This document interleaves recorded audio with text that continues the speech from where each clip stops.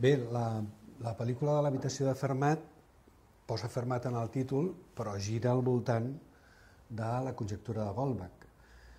Goldbach era un matemàtic de Prússia i al segle XVIII va escriure una carta a un altre matemàtic, a Leonhard Euler, vivien a Königsberg els dos, i li va plantejar la següent conjectura. La conjectura és una cosa que encara està pendent de demostració. Ell li va dir que qualsevol nombre més gran que 5 es podia descompondre en la suma de 3 nombres primers. Això al final se li ha anomenat la conjectura feble de Goldbach. S'ha convertit en la conjectura gran de Goldbach, és la que plantegen a la pel·lícula, només la introducció, és el primer que ens expliquen, que és que qualsevol nombre parell es pot descompondre en la suma de 2 nombres primers, i només 2 nombres primers. Jo què sé, per exemple, el 8 seria 3 més 5, el 12 seria 5 més 7. I és igual el gran que sigui el nombre, que sempre es podrà fer, però no està demostrat. És un problema molt fàcil de plantejar, però no està demostrat. Fins on hem arribat actualment? Doncs, per exemple, s'ha comprovat fins a 10 a la 18. És a dir, un 1 seguit de 18 zeros, que tots els casos es compleixen, però més enllà no ho sabem. Per exemple, la conjectura feble, aquella de les sumes de 3 nombres primers, aquí has de mirar la xuleta, hi va haver un matemàtic que es deia Vinogradov, que va dir que si un nombre era prou gran, Anton, la conjectura feble, la de 3 nombres primers, era certa. I quan és prou gran? Aquí està el problema. Prou gran s'ha anat baixant. O sigui, prou gran primer va ser 3 a la 14.348.907, que és un nombre de 6 milions de dígits. Però això s'ha anat baixant i actualment estem amb 10 a la 1.346. És a dir, sabem que a partir d'un nombre que té més de 1.346 xifres sempre serà cert, però en nombres més petits no en tenim ni idea. I és un dels problemes més famosos pendents de resolució. Quan sigui un teorema, o sigui, quan es demostri, deixarà de ser una conjectura per convertir-se en un teorema.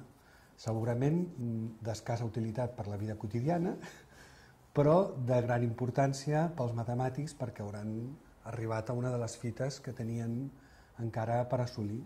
A veure, és igual d'inútil pujar a l'Everest i també ho fem, no?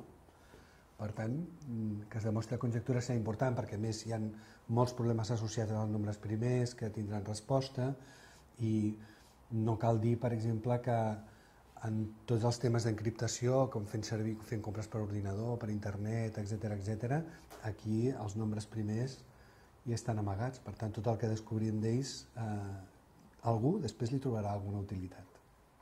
Bé, a la pel·lícula realment hi surten molts noms de matemàtics. És un tribut a la història dels personatges matemàtics. Per exemple, la barqueta que fan servir es diu Pitàgores.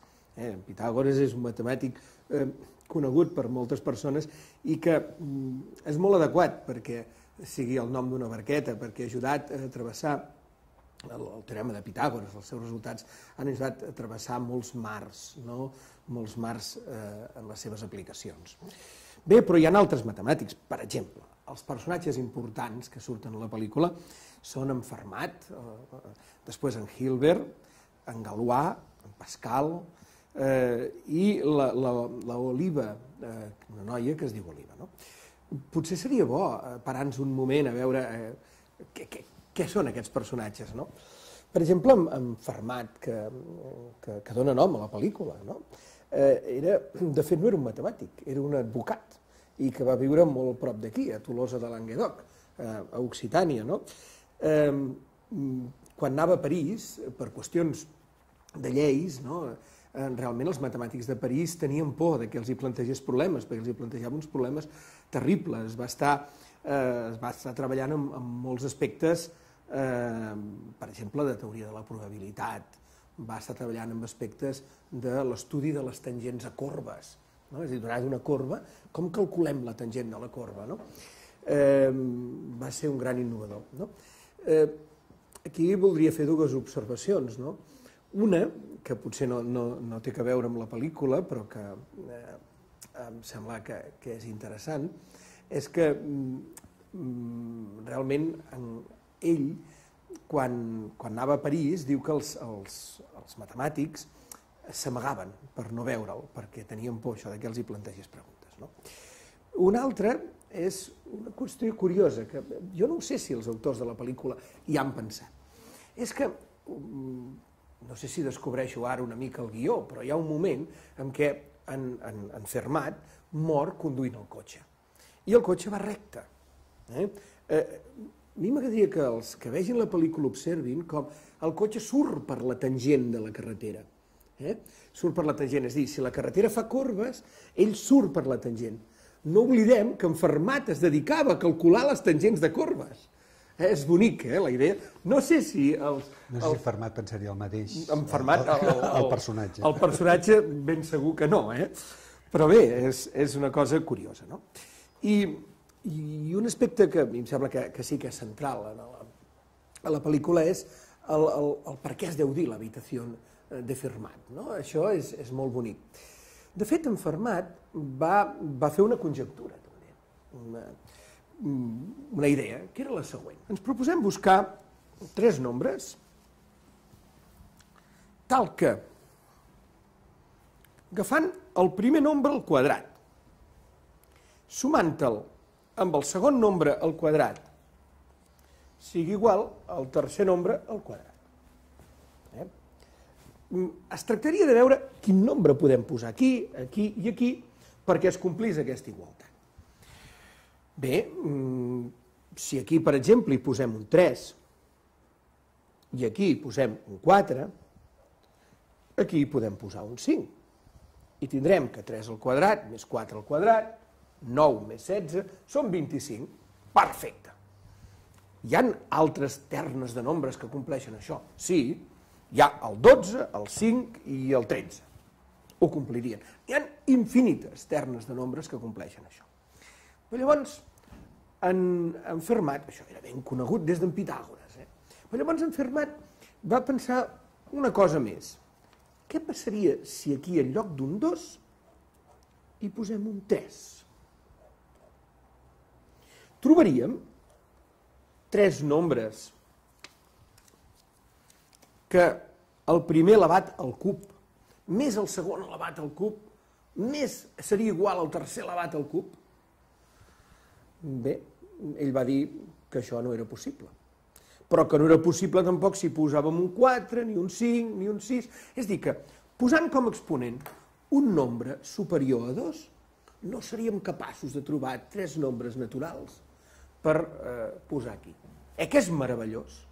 Ell ho va escriure, ho va descobrir, i ho va escriure en el marge d'un llibre que estava llegint en aquell moment, d'un llibre de matemàtiques.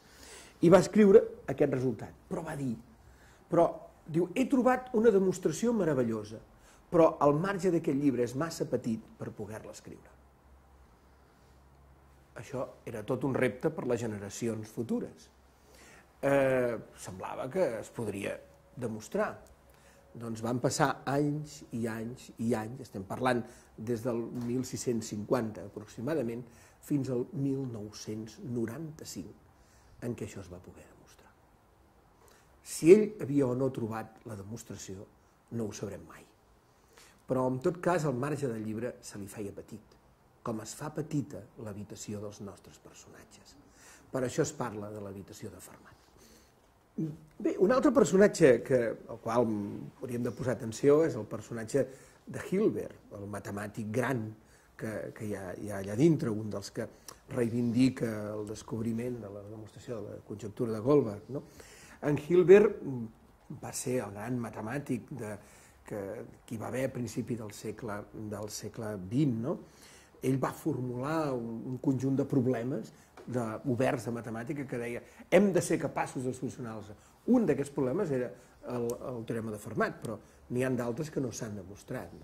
Però ell va posar els fonaments de la geometria. Un altre dels personatges que surt allà és un personatge apassionant, en Galois. És el noi jove, aquell noi ple d'entusiasme que diu que ha demostrat també la conjectura de Goldbach, no? Bé, li va molt bé el nom de Galois, perquè en Galois era un matemàtic entusiasta, un matemàtic revolucionari, era tot un cervell, però que es va dedicar a la política i en els moments de la postrevolució francesa, no? I realment va ser víctima precisament de la política, no? Va tenir molts problemes. El van discriminar molt injustament per les seves idees polítiques i fins i tot va morir de manera violenta amb un duel, no? Sembla ser que era un duel mig provocat per tal d'assassinar-lo legalment, no? I ell va ser curiós perquè, diguem que es va ofendre, hi va haver un cavaller que es veu que tenia especial bona punteria, que va fer ofendre una senyora en la seva presència, ell es va sentir obligat a defensar-la i així es va provocar una situació de duel. El fet és que la nit abans del duel, ell va passar-se tota la nit escrivint les seves teories amb un seu amic, que es deia Chevalier, dient, no m'equivoco, aquestes teories són certes, ha sigut el matemàtic que ha aconseguit construir una teoria més gran en un temps més curt. No? I l'endemà, potser perquè no havia dormit aquella nit, no va tenir bona punteria. Una cosa, va fer anotacions al marge, igual que Fermat, anava escrivint, no em queda temps, no em queda temps, no em queda temps, durant aquella nit. Bé, amb ells tampoc els hi quedava temps, els de l'habitació de Fermat tampoc els hi queda gaire temps, no? Un altre personatge és Pascal, no? És un personatge especialment interessant, també. En Pascal realment es dedicava a la matemàtica, però també a la física, no? I hi ha una coincidència que, quan ho vam estar parlant amb en Joan, ens va fer molta il·lusió de poder-la aportar, no? Perquè recordem el personatge de la pel·lícula que es diu Pascal, que ell diu que ha treballat amb premses hidràuliques. Diu, jo sóc inventor i he treballat amb premses hidràuliques, no? I a més, l'habitació de Pascal, i aquesta habitació en què estava en Pascal, l'habitació de Fermat, es va fent petita gràcies a unes premses hidràuliques, no? Doncs és curiós, aquest personatge que porta el nom de Pascal, que havia treballat en premses hidràuliques, és un personatge que totes les seves intervencions són de matemàtica aplicada. Ell els diu als altres, escolta,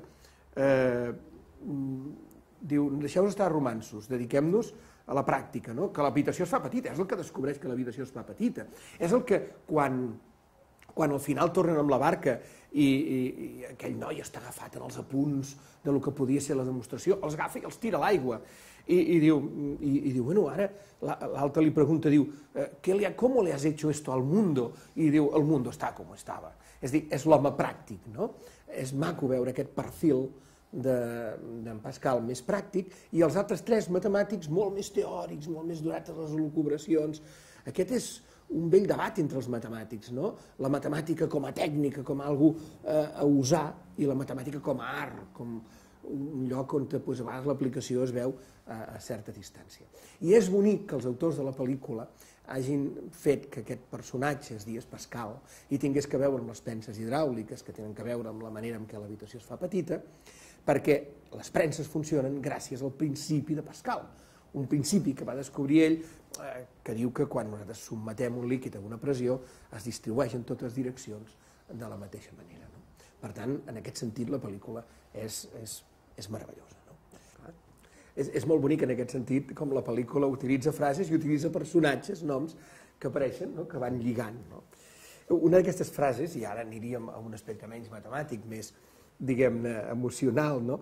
Que la diu l'Oliva, diu, quan d'alguna manera justifica la seva relació amb en Hilbert, diu, jugava al ajedrez i me ganava sempre, por eso me interesó. És a dir, com se relaciona l'erotisme amb la lògica, no? És a dir, probablement és l'única pel·lícula en què dius, entre matemàtics, com un pugui seduir a un altre a través de l'ús de la lògica, no? Un altre aspecte que també ens va agradar molt va ser el tema de la successió numèrica que posen al principi, no? 5, 4, 2, 9, 8, 6, 7, 3, 1, no? I que bueno, la idea és molt fàcil, no? És una qüestió alfabètica, quasi, no? Però en Joan una mica buscava que hi ha un polinomi que permet calcular aquests números, el que és un polinomi de grau 8. De fet, una mica escandalós. Una mica escandalós. De fet, certament, no n'hi ha un, n'hi ha infinits. N'hi ha infinits d'aquests polinomis. Donada una successió qualsevol de números, de, per exemple, 1.243 números, podem trobar un polinomi de grau 1.242 que passa per ells. Vull dir... Aquest tema surt també al llibre i a la pel·lícula dels crímenes d'Oxford. Sí. El tema de les sèries, com continua una sèrie, bueno, doncs només es tracta de fer 4 números, com aquell qui diu, i ho trobes. No els he fet jo, Hi ha un moment en què diuen que l'habitació té 50 metres quadrats i que s'està fent petita, no? De manera que el cap, diu, d'aquí una hora serà pràcticament com un ascensor, no? Si és una habitació quadrada de 50 metres quadrats, ha de ser de 7,07 metres de costat, no? I si cada minut es redueix, ells diuen, cada minut això es redueix entre 9 i 10 centímetres, no? Comptant això, amb 74,43 minuts, l'habitació haurà desaparegut, no? És a dir, més o menys en 1 hora i quart. Per tant, hem d'entendre que en 1 hora, més o menys, l'habitació serà d'1,5 metres per 1,5 metres, que és com un ascensor. Per tant, en aquest sentit, també la pel·lícula encerta novament, no? Un dels problemes, jo almenys quan vaig veure la pel·lícula la primera vegada que més em va cridar l'atenció, és justament com es fa perquè les 4 parets es moguin i vagin reduint l'habitació a la vegada. És a dir, per un exemple, la pel·lícula Guerra de les Galàxies, a la primera, que era la tercera, bueno, aquestes coses que... La més antiga, hi ha un moment que els personatges, el Han Solo, el Luke Skywalker, cauen en una mena com d'abocador, de deixeries de la nau, i les parets comencen a fer-se estretes que els comprimiran, però clar, es mouen 2 parets només. Si aquestes van minvant, l'anterior i la posterior no poden fer. Llavors, com s'ho fan? Com està dissenyada aquesta habitació perquè les 4 parets es vagin reduint? Si no us heu fixat, doncs jo no donaré la pista, el deixarem aquí amb un problema. Un altre tema curiós són els reptes que posa Hilbert a la gent que vol, podríem dir, triturar. No tria grans problemes matemàtics, tria problemes de recreació. I això és una cosa que jo imagino que deuen haver triat aquests problemes perquè la majoria del públic els entengui. Però a mi m'agradaria fer alguna reflexió sobre el tema de les recreacions matemàtiques, perquè, a veure, jo estic segur que tothom coneix o li han plantejat o alguna vegada s'hi ha enfrontat algun problema d'aquests de recreació matemàtica. I no són un joc només. Per exemple, el 1650 abans de Crist, el papirus Rin, que és un papir que es va fer amb problemes matemàtics, ja apareixien problemes de recreació. N'hi ha un, el llegiré, que diu 7 cases amb 7 gats que mengen 100 ratolins que s'han menjat 7 espigues que han produït 7 ècats, quan és tot junt, que és un programa de potències que el podem trobar en versions angleses i fins i tot en català en forma d'endevinalla diferent, i és un programa que es planteja a la pel·lícula de la Jungla de Cristall 3. Però la pel·lícula aquesta és molt recent, amb el Bruce Willis, que el resol, però estem parlant del 1650 abans de Crist. Per tant, la recreació matemàtica està present cada dia, i jo penso que li fa un bon homenatge. Per cert, que l'únic problema que no resolen, jo quasi el podríem deixar com a repte. Molt bé. Hi ha un problema que plantegen a la pel·lícula que diuen, ara tenim temps, el resultat és tal, però aquí per sort no el recordem. I és un problema molt divertit perquè sembla impossible de resoldre. Plantegem. 2 amics es troben, fa molts anys que no es veuen, i diuen, jo tinc 3 filles, quines edats tenen?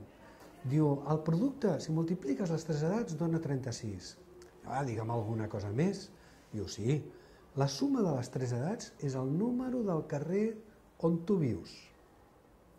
El senyor es posa a fer comptes, això és important, posa a fer números. Diu, no en tinc prou. I l'altre diu, caram, quina casualitat, no en tens prou. Això també és important per resoldre el problema, Quina casualitat, no en tens prou. Et donaré una dada més. La més gran toca el piano. I amb això podem saber les 3 edats. Producte 36, suma el número del carrer on viu aquell senyor, nosaltres no el sabem, però sabem que no el pot resoldre, que necessita una dada més. El deixem com a repte també, no? És bonic com podem treure informació del coneixement de la no informació que té un altre. No? Saber que una cosa no es pot fer, de vegades, és important per no gastar energies, no?